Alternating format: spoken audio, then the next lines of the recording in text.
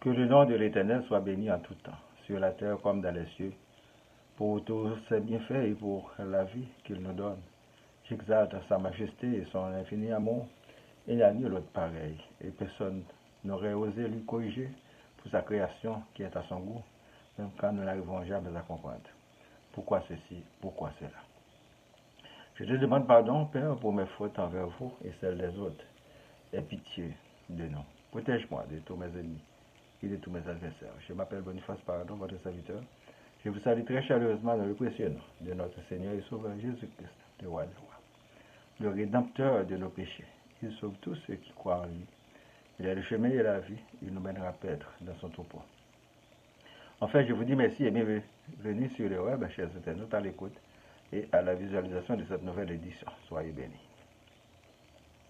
Le titre d'aujourd'hui, c'est « Voici le jeûne auquel je prends plaisir ». Ésaïe chapitre 58, du verset 6 à 10.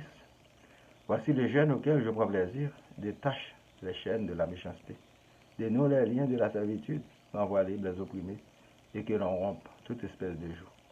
Partage ton pain avec celui qui a faim, et fais entrer dans ta maison les malheureux sans asile. Si tu vois un homme nu, couvre-le, et ne te détourneras pas de ton semblable. Alors, ta lumière prendra comme l'aurore, et ta guérison gémira promptement. Ta justice marchera devant toi, et la gloire de l'Éternel t'accompagnera. Alors tu appelleras, et l'Éternel répondra. Tu crieras, et il dira, me voici. Si tu éloignes du milieu de toi le jour, les gestes menaçants et les discours injurieux, si tu donnes ta propre subsistance à celui qui a faim, si tu rassasies l'âme indigente, ta lumière s'élèvera sur l'obscurité, et tes ténèbres seront comme le midi. Pour la prédication, mes frères et sœurs dans le Seigneur, que la grâce et la paix de Dieu soient toujours avec vous. Il demeure extrêmement difficile d'être créateur si on ne bouscule pas les traditions. Jésus étant venu avec un discours révolutionnaire portant sur le changement du système en place dès lors.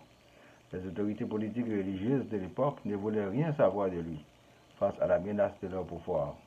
Qui peut tenir en face de l'Éternel Dieu? Personne, car il peut réduire tout en poussière en une fraction de seconde. Ne devons-nous pas tous se courber sous l'autorité de l'Éternel Dieu en visant le bien au lieu de concocter des complots de toutes sortes contre les autres? Pourquoi tant de destruction dans un monde avec des milliards de gens sous-développés et au bas âge? L'Éternel Dieu nous invite à s'aimer l'un l'autre, à bien vivre ensemble. Chaque année, beaucoup ont célébré la fête des Pâques traditionnellement, pourtant la misère augmente dans le monde. Les grands criminels, les politiciens avérés ont presque tous été pour la plupart baptisés dans une église. Ne devons-nous pas changer notre façon de faire les choses pour de meilleurs résultats dans certains pays? Quels sont les intérêts mesquins de chaque regroupement religieux et politique, puisque cela va de mal en pis? L'heure est enfin sonnée pour une bonne prise de conscience collective pour éradiquer le mal qui nous ronge. En pratiquant le mal contre autrui, nous nous éloignons davantage de la grâce divine. Il nous faut jeûner de la bonne façon afin de trouver grâce. Le jeûne n'est pas une occasion pour rançonner les fidèles sous-développés, mais pour s'adresser à Dieu, pour l'adorer, le contempler en toute humilité, en toute sincérité de cœur et d'esprit. C'est pourquoi Jésus nous recommande d'entrer dans notre chambre pour prier Dieu dans le secret et il nous répondra. Il nous faut libérer les personnes captives de nos maux. Il nous faut détacher les chaînes de la méchanceté chez nous, dans nos institutions, dans nos villes et dans nos pays en faveur des plus vulnérables. Nous devons partager nos pains avec les autres. Il faut arrêter de couper la main qui se tend vers vous avec un cœur d'amour. Nous devons lutter contre la misère sous toutes les formes et nous devons travailler pour subvenir à nos besoins.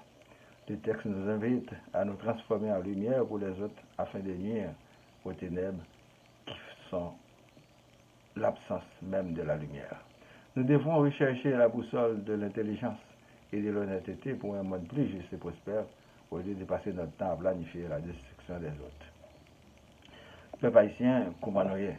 La vie c'est un aventure que personne ne va côté la mener. C'était ça. Mon a bouleversé et nous même tout, nous pas épargnés. D'où les nous en pile, parce qu'il y a une prévention qui fait et nous continuons à détruire l'autre. Monde a bien. Nous avons rappelé nous que l'instabilité, c'est plus gros âme actuellement qui a détruit le monde là. Tout le monde qui est impliqué n'en fait mal, l'a tourné contre lui quand même. Si l'homme va rendre justice, naturellement, la prendre, parce que il y a bon Dieu. Nous actuellement, on a quitté une route, bonne route là, nous tombons dans la forêt. Nous ne pouvons pas marcher à terre, nous voulons marcher dans l'espace. Nous tous presque perdu tête. Nous encore avons une chance pour nous quitter ça qui est mal. Parce que là, on montre la méchanceté, a bien chance quand même. La repentance est l'option choisie par l'Éternel Dieu pour nous faire grâce et la bonne manière pour une réconciliation entre les humains. Mais de grâce, il ne faut pas recommencer dans les vieilles tendances maléfiques. Nous devons nourrir l'esprit positif en nous. Celui qui minimise autrui le regrettera un jour. Chaque être humain est spécifique et entier dans son ADN. Un président est corrompu avec sa famille et maintenant nous aurons 7 familles présidentielles corrompues dans un pays sous-développé. Mais après, nous allons nous plaindre. L'échec est déjà plausible et visible sans être un prophète de valeur. L'agissant contre le peuple, il sera en retour vengeur dans un futur proche contre ses opportunistes avérés. Nous proposons le président de la Cour des cassations comme président de la République si nous voulons vraiment résoudre la crise actuelle, comme la Constitution du pays l'exige. Ce sera plus acceptable. Nous demandons à l'Éternel Dieu de diriger notre vie, qu'il nous délivre de tous nos ennemis, de tous nos adversaires. Que Jésus, le roi des rois, nous sauve, que l'Esprit Saint nous guide le chemin de la délivrance.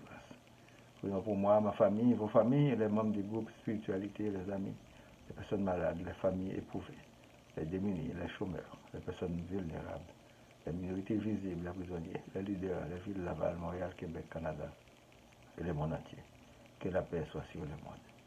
Citons notre Père qui est aux cieux, que ton nom soit sanctifié, que ton règne vienne, que ta volonté soit faite sur la terre comme au ciel. Donne-nous aujourd'hui notre pain de ces jours. Pardonne nos offenses comme nous pardonnons aussi à ceux qui nous ont offensés. Et ne nous laisse pas entrer en tentation, mais délivre-nous du mal. Car c'est à toi qu'appartiennent les règnes, la puissance et la gloire, au siècle des siècles. Amen. Je vous souhaite de passer une bonne journée et une bonne semaine. Et méditez toujours sur la parole de Dieu.